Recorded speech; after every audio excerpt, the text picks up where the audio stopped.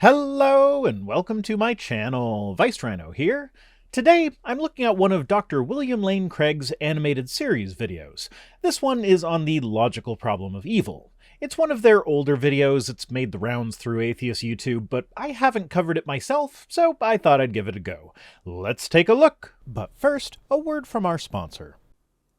Okay, let's see. I'll make all the animals in pairs, because they need to reproduce, but humans only get one. God, we've got a problem.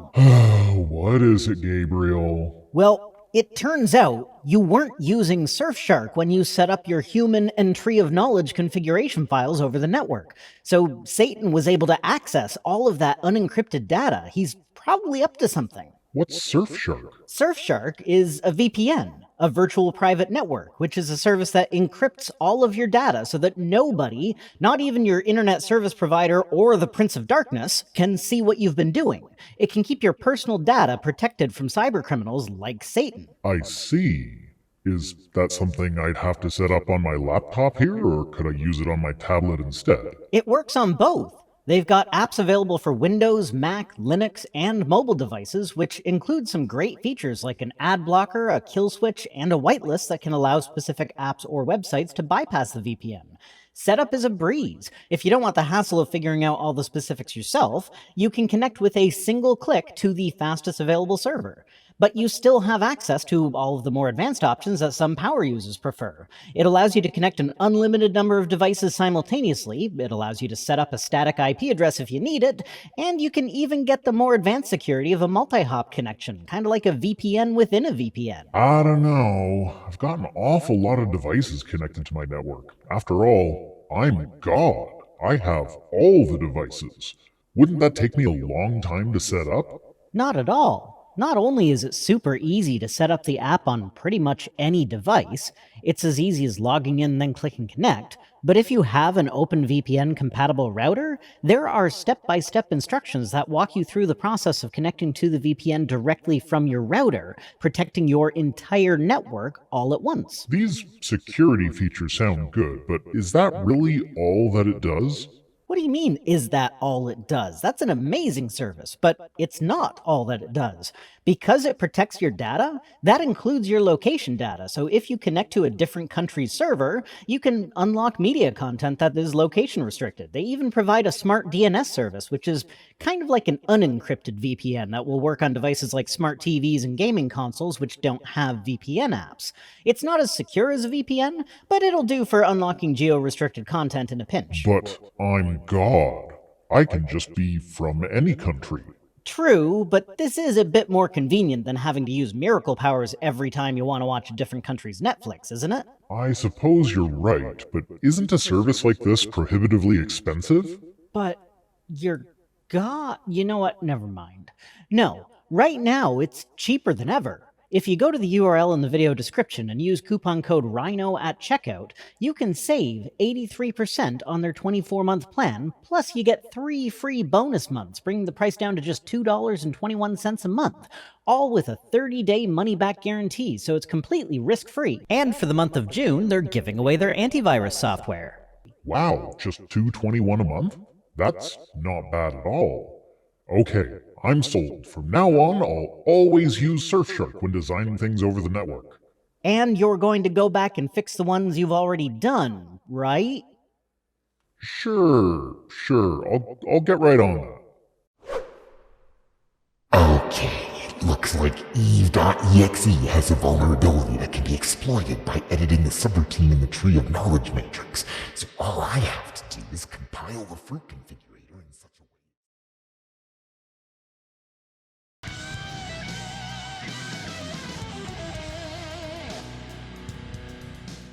We are all well aware of the suffering and evil in the world. Horrific suffering. Unspeakable evil. How then can anyone believe in the existence of an all-loving, all-powerful God? Yes, that is the issue, isn't it? But the crux of this issue isn't so much the all-loving, all-powerful part of that equation, it's when you pair those two attributes with the idea that this God also created everything. Because this God could have chosen to create a universe without suffering or evil, and he opted not to. And if God does exist, Why would anyone want to worship him? Yeah, that's a pretty big follow-up question, to be sure. If the God described by Christianity exists, then he is an immoral monster who is not deserving of worship. So why would someone want to worship him? Probably to avoid being sent to his eternal torture chamber that he sets aside for those who don't, I'd guess. Now, I'm skipping ahead a bit. He just takes his time to read through the Epicurus presentation of the problem of evil. If God is willing to prevent evil but not able, then he's not all-powerful. If he's able but not willing, he's not good. If he is both willing and able, evil wouldn't exist. If he is neither willing nor able, why call him God? And yeah, that is essentially the problem of evil as it has stood pretty much unchanged for the last several thousand years. In other words, it's logically impossible for God and suffering to both exist. But we know full well that suffering exists. Therefore, God does not. Yeah. Now, I would caveat this to be more specific because the easy way to get around the problem of evil is to simply define God in a way that doesn't include his being omnibenevolent. But apologists generally don't like to drop that characteristic, even though the God that is described in the Bible is anything but omnibenevolent. Is this a good argument? Well, assuming a creator god with the characteristics of omnibenevolence and omnipotence, the existence of evil is incoherent. So, yes, it is. Let's look at it more closely. Are these two statements logically inconsistent? For those listening on the podcast, the two statements on screen are an all-powerful, all-loving God exists, and suffering exists. Earlier, I snuck the creator part in because I suppose that it is technically possible for an all-powerful, all-loving God to exist who did not also create everything, with creation being the responsibility of, maybe some lesser god that also exists in the scenario. I grant that that doesn't make a lot of sense, but it makes more sense than the free will defense that we're undoubtedly about to hear. No. Here is an example of two logical inconsistent statements. David can't be both married and a bachelor. But there is no explicit contradiction between these two statements. Just because the contradiction is not one that springs directly from the definitions of the words used, doesn't mean that it does not exist. I mean, you yourself had to caveat your proclamation that there is no contradiction with the word explicit. If there is an implicit contradiction, then the contradiction still exists, it's just more subtle than the married bachelor example. So there must be hidden assumptions behind this argument that would bring out the alleged contradiction. Here they are. If God is all-powerful, he can create any world he wants. And if God is all-loving, he prefers a world without suffering. I can agree with those.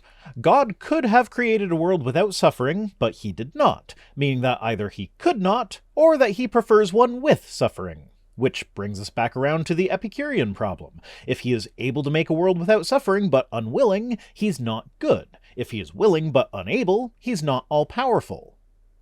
So, if an all-powerful, all-loving God exists, it follows that suffering does not exist. Since suffering obviously does exist, the atheist concludes that God must not exist. Well, specifically that God. But yeah. But are the atheist's two hidden assumptions necessarily true? Consider the first assumption. Can God create any world he wants? If he's all-powerful, then yeah, pretty much by definition. What if he wants a world populated by people who have free will? Then he has the ability to make people who have free will, but are physically unable to do evil things. He could have designed a universe where, say, murder is just a physical impossibility. You could no more murder a person in this world than you could breathe water with human lungs in our world. It just won't work.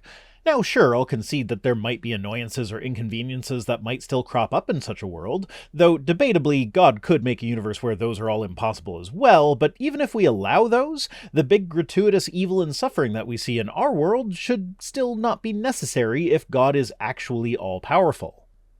It's logically impossible for God to force someone to freely choose to do good. Maybe so, but it is not logically impossible for God to allow that person to make that choice, but for him to intervene in order to make that choice impossible to follow through on. Believers praise Jesus when he helps them find their car keys. Could he not intervene in the same way to cause a bank robber to be unable to find the keys of the getaway vehicle?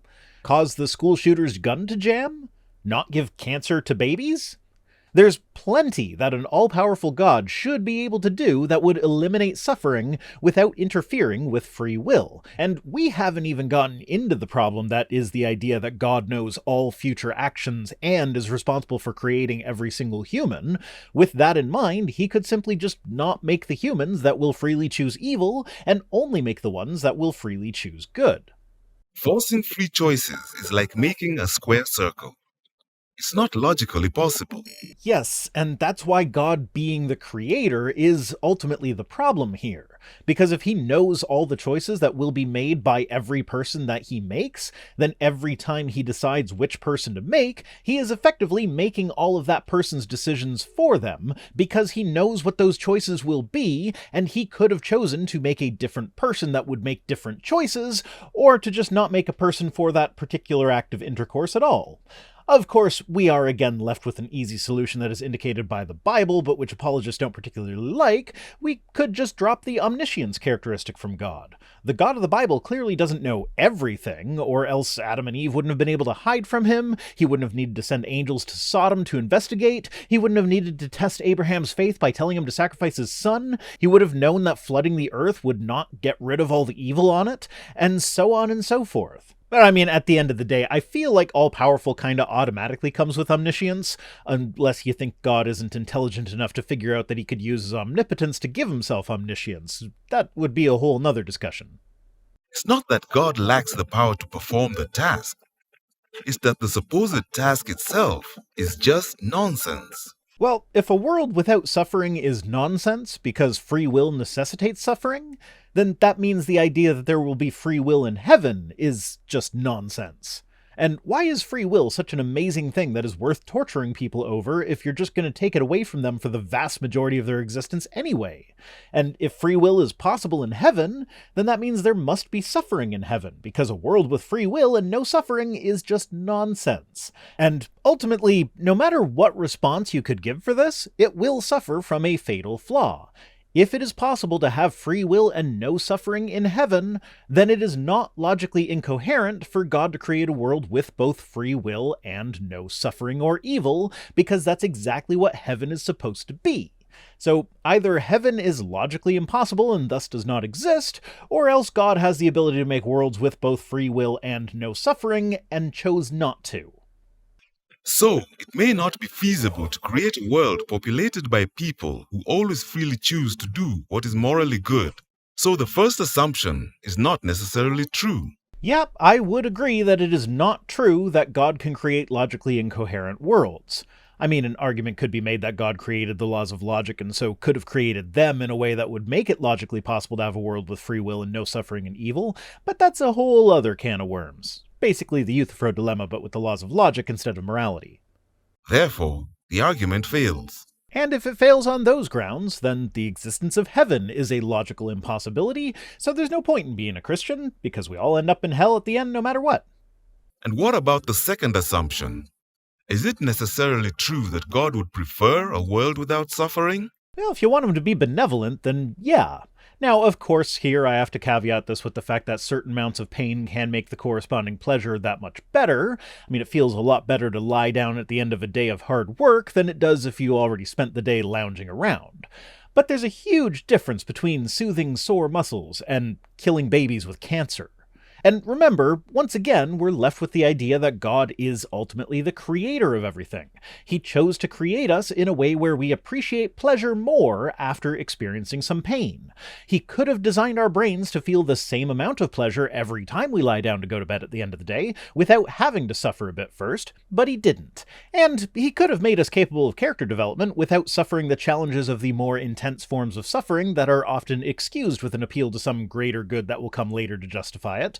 The ends don't justify the means, unless you are God, apparently. Then any means are acceptable, even genocide, as long as the ends are sufficient. How could we possibly know this? I mean, it's kind of baked into what it means to be all-loving. We all know of cases where we permit suffering in order to bring about a greater good. Yeah, because we have limited abilities. If I could give my kids perfect teeth without them ever having to suffer a painful dental procedure, I would. But I can't, so I have to choose between rotten teeth for them or the suffering of the dentist's office. If I were God, I'd just make them have perfect teeth. If it's even possible that God allows suffering in order to achieve a greater good, then we cannot say this assumption is necessarily true. Again, though, that only holds if God is not all-powerful. If he is all-powerful, then he has the ability to bring about the greater good without suffering, but he chooses not to, which makes your God malevolent. For the logical problem of suffering to succeed, the atheist would have to show that it's logically impossible that free will exists, and that it's logically impossible that God has good reasons for permitting suffering. Well, given God's omniscience and his status as creator, then free will is logically impossible, so there's that. And while it's not, strictly speaking, a logical impossibility for God to have good reason to allow suffering, it seems less plausible that God would have a good reason for the amount of suffering that exists than that God just doesn't exist. Though, also, if we carry this point through to the afterlife, as we did with free will, then we get to a point where God is directly causing the eternal suffering of what the Bible says will be the vast majority of humanity. Given that the suffering is supposedly the result of choices made during our mortal lives, and that God knew that the end result of creating all the humans that he did was that most of them would end up in eternal suffering, it seems that the ends do not actually justify the means, as the end result is significantly more people enduring eternal suffering than being gifted with eternal paradise. This burden of proof is too heavy to bear. I feel like it's pretty light, actually.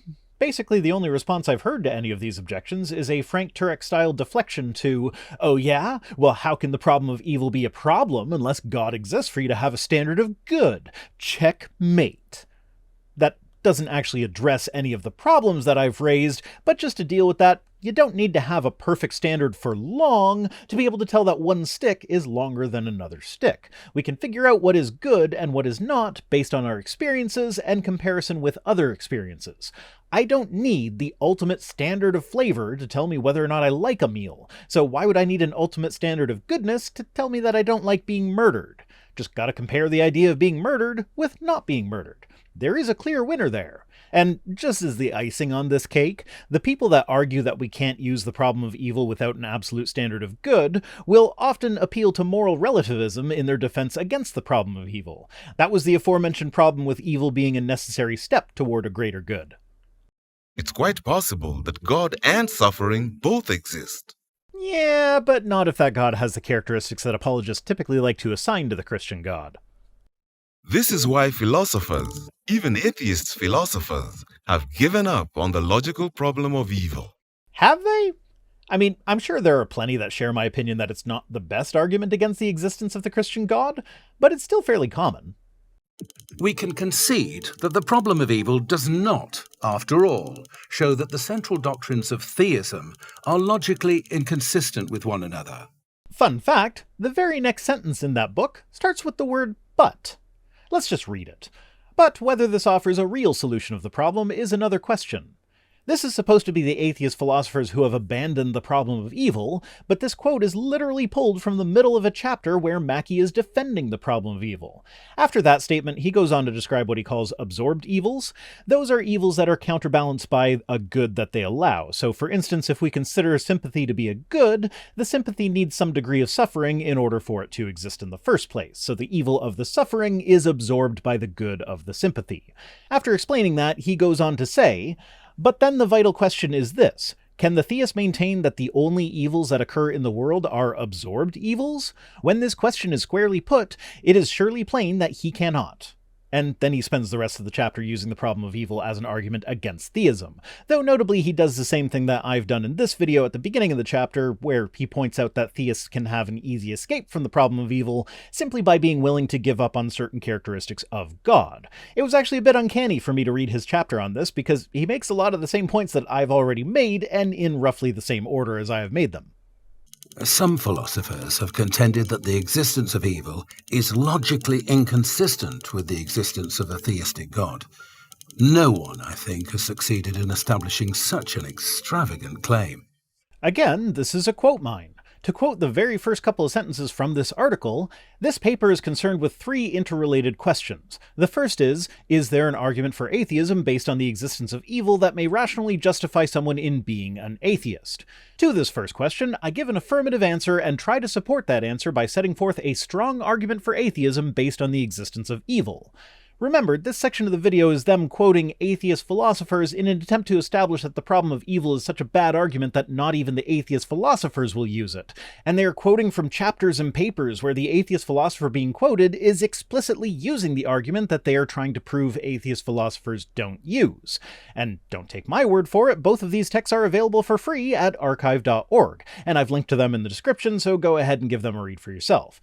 Notably, Rowe also specifies that the problem of evil is only applicable to the definition of God that includes him being all-powerful and all-good, so I'm starting to see a pattern here. And again, if we read just a bit farther than the quote provided to us here, we get, there remains, however, what we may call the evidential form, as opposed to the logical form, of the problem of evil. The view that the variety and profusion of evil in our world, although perhaps not logically inconsistent with the existence of the theistic God, provides nevertheless rational support for atheism. Now, obviously I disagree with him there. I think the logical problem is incompatible with his definition of the theistic God here, but the point remains that this paper is literally a defense of the problem of evil, not a refutation or a dismissal. Now, I do understand that there is a difference between the logical problem of evil and other formulations of the problem, and that this video is specifically talking about the logical problem, but the fact that they are not including the clarifications about the differences between the variations of the problem will absolutely leave people with misconceptions, thinking that the entire problem of evil has been just dismissed by these distinguished atheist philosophers,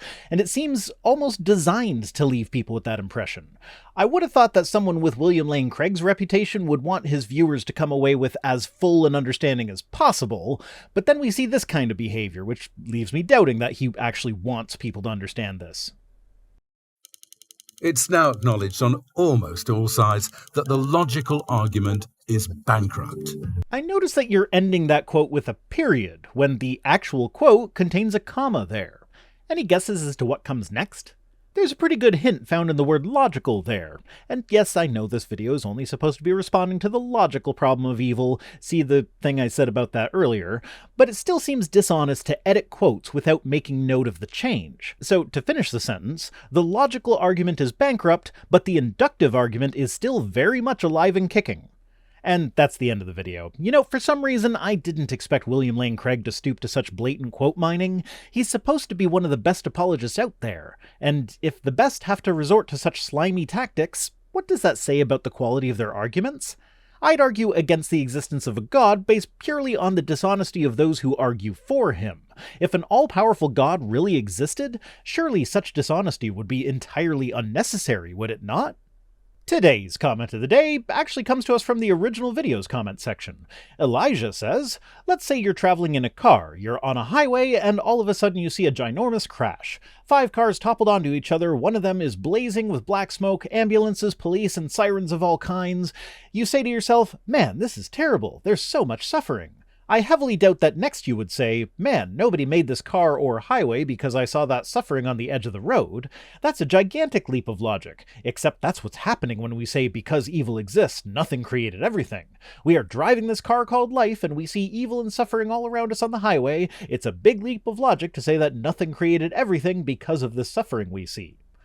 I thought that was a fun one. It's a really bad analogy, because in order for it to hold, not only would there have to have been a creator for the cars and road, but this creator would have had to have been the same creator for both the cars and the road, and would also have to have decided to create all of the people involved in the crash, knowing that that would be their fate, and have simultaneously been in control of all the variables that led to the crash, like for instance the weather. Also, there's that whole nothing created everything straw man, when the reality of the situation is that there are dozens of different cosmological models, only one of which starts from nothing. If you want to learn more about that, you can actually watch Carroll wipe the floor with William Lane Craig in their debate from 2014. Thanks for watching, thanks to this week's PayPal hero Aaron, and special thanks as always to my patrons, Clench Eastwood, Mark McManus, Mark Ketchum, and all the rest, who are the context that, if removed, will make my entire channel an argument for God. If you'd like to keep the apologist grubby claws off my quotes, you can join us on Patreon for as little as $1 per week over at patreon.com/ViceRhino, or by supporting the channel in one of the other methods that can be found at links.vicerhino.com, which is also where you'll find links to my other projects. Don't forget to head to the link in the description to get 83% off a Surfshark subscription plus free antivirus. If for whatever reason you want to send me stuff, my P.O. Box address is in the description. See you next time!